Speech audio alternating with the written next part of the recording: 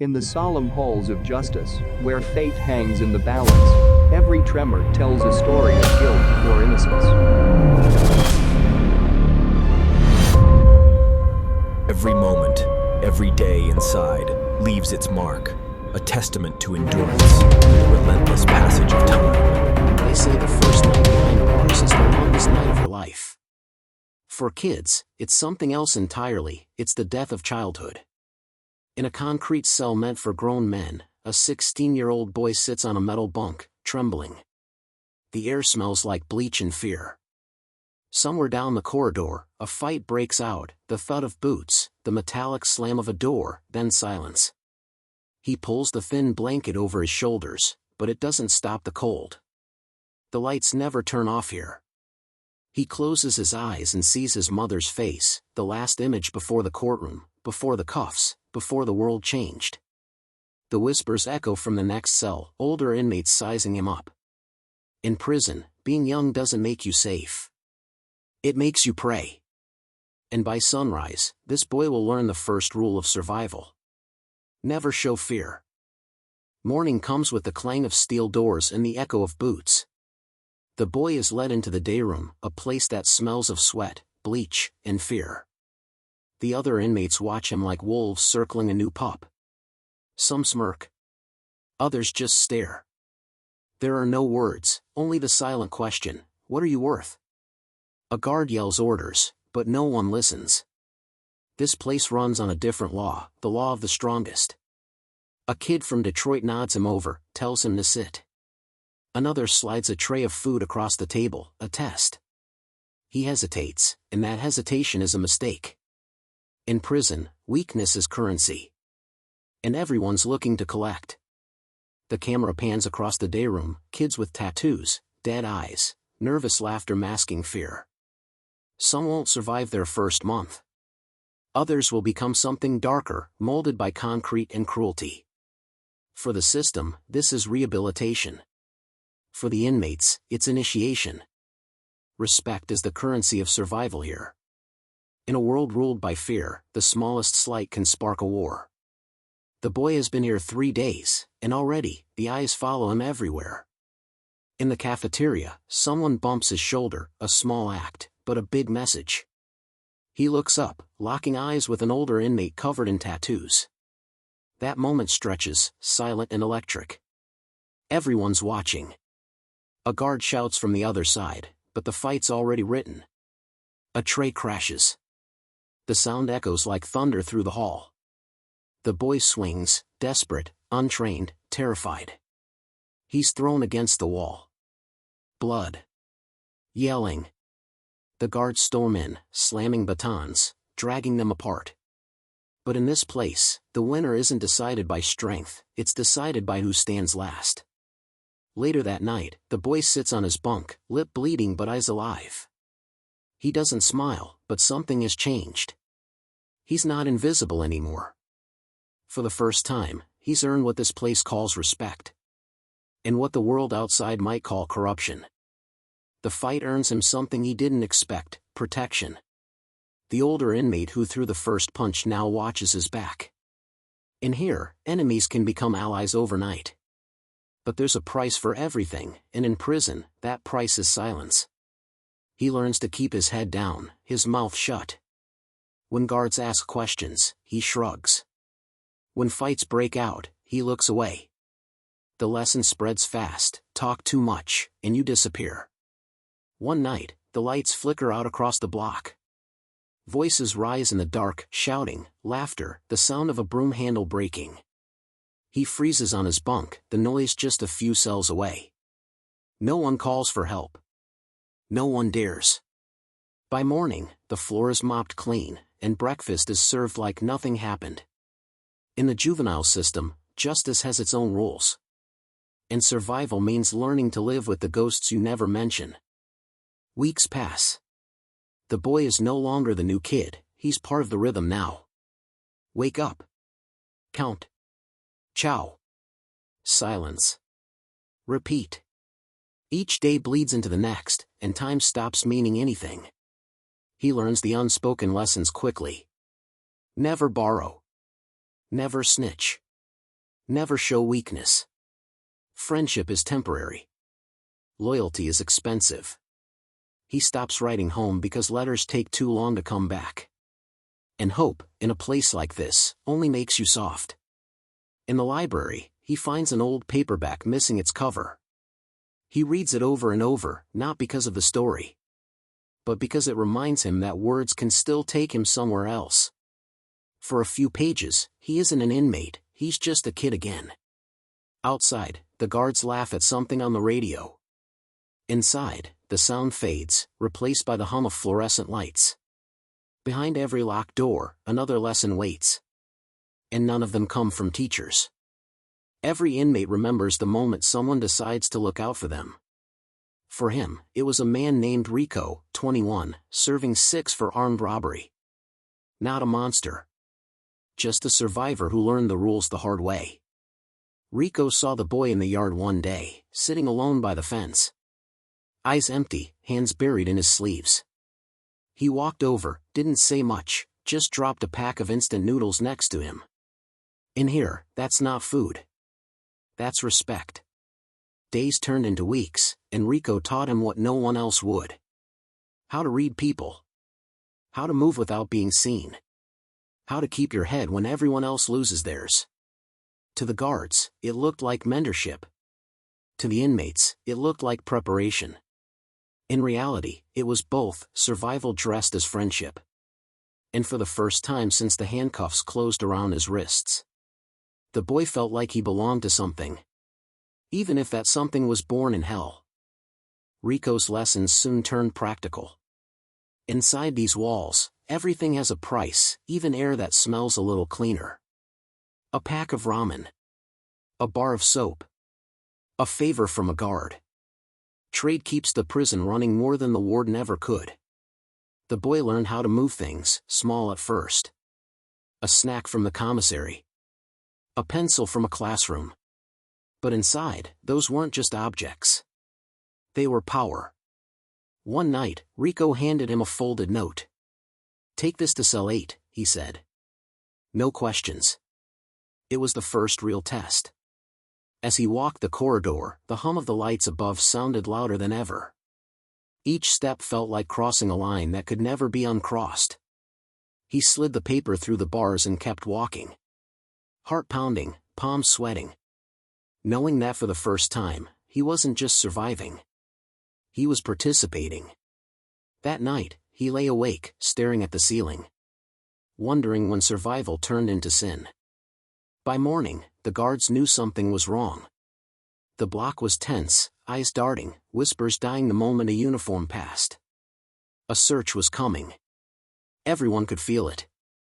When they reached his cell, the boy's heart nearly stopped. They tore through his bunk, dumped his books, even pulled the mattress apart. Nothing. Rico's plan had worked, whatever that note carried, it was already gone. But survival doesn't come free. That night, a guard stopped by his cell, tapping the bars with a flashlight. "You're running errands now, huh?" he said with a grin. "No paperwork. No report. Just a warning. The kind that means, we know, but we'll use you later." The boy sat back down, breathing shallow. He'd learned the real truth of prison. The danger doesn't always come from the inmates. Sometimes, it wears a badge and carries keys. Outside, the lights flickered across the yard. And for a moment, he realized this place wasn't designed to break him fast. It was built to break him slow. Weeks turned into months, and the walls began to close in. The noise, the tension, the never-ending hum of fluorescent lights. It all crawled under his skin until even silence felt loud. He stopped talking to Rico. Stopped reading. Stopped looking people in the eye.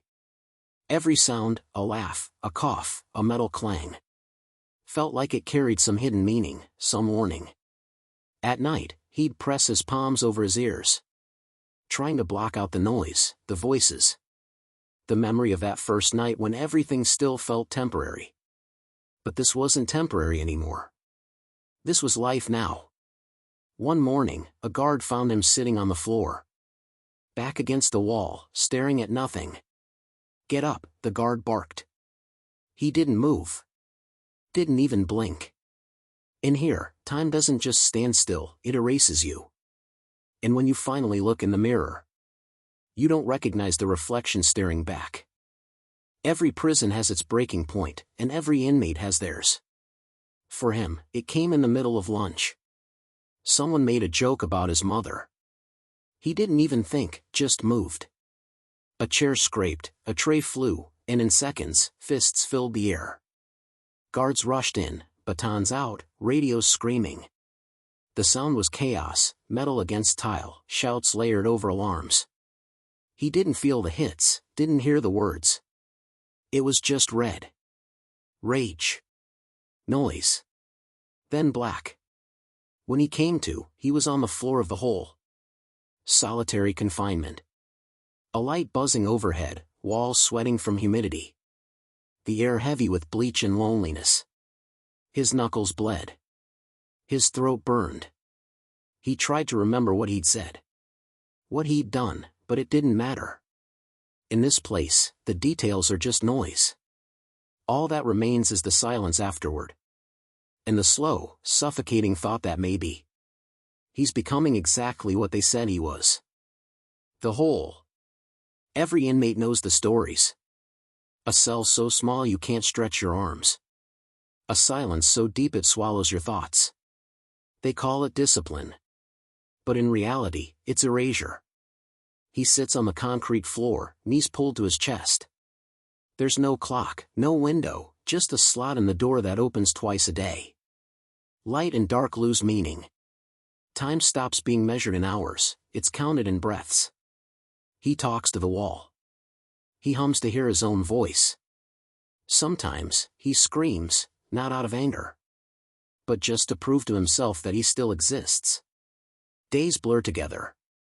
When the door finally opens, he shields his eyes from the light. To the guards, it's routine. To him, it's resurrection. But something inside him has changed. A quiet part of him that used to hope has gone missing. And he's not sure he wants it back. When they finally pull him out of solitary, the hallway feels brighter than he remembers. Too bright, too clean, too alive. He walks past faces that barely look up. To them, he's just another one who went in and came out quieter. No one asks what happened. No one ever does. Rico spots him from across the yard, gives a small nod. The kind that means you made it out. But something's different. The boy's eyes don't move the same way. There's a stillness now, like something inside him shut off to survive. The noise of the prison hits him again. Clangs, shouts, laughter echoing against steel. It used to sound like chaos. Now it sounds like rhythm. He picks up a broom, starts sweeping near the wall.